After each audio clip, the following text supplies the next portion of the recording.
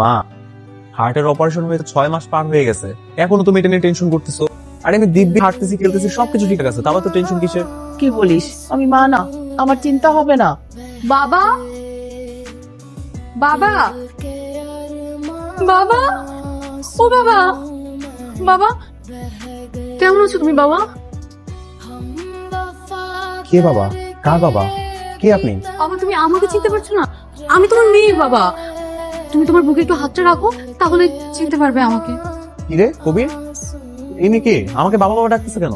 আরে উনি শরীফ খানের মেয়ে। তো শরীফ খানের মেয়ে শরীফ খানকে কে বাবা ডাকবে? আমাকে কেন ডাকতেছে? আরে গাধা, এটা সেই শরীফ খান যিনি মারা যাওয়ার আগে তার হাতটা তোকে দান করে গেছে। হ্যাঁ, আপনার বুকের ভিতরে যে হাড়টা এখন বিট করছে, যে হাড়টার জন্য আপনি এখন বেঁচে আছেন, সেই হাড়টা আমার বাবার। এবার সব ঠিকঠাক মতো বুঝতে পারছি। আর হ্যাঁ, আপনার বাবার দেয়া হার্ট নিয়ে আলহামদুলিল্লাহ আমি একদম সুস্থ স্বাভাবিকভাবে বেঁচে আছি, কিন্তু তাও দয়া করে আপনি আমাকে বাবা বলে ডাকেন না, শুনতে ভালো লাগে না।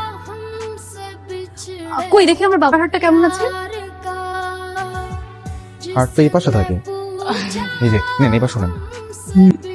শরীফ খান মারা যাওয়ার আগে শুধু তার হাতটা আপনার ছেলেকে দান করে যান, তার মেয়েও দান করে গেছে। হ্যাঁ, বৌমা এসবে ভালো লাগে কিনা?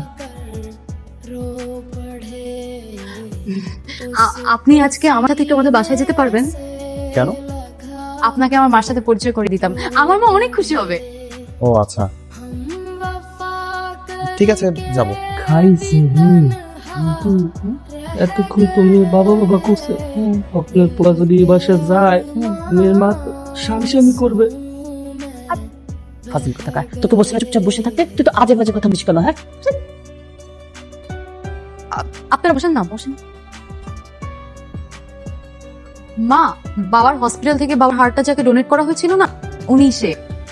ওনার মধ্যে বাবার হাড়টা আছে।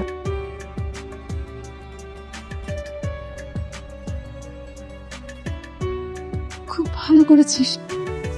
তুমি বসো, আমি কিছু জানি আসি।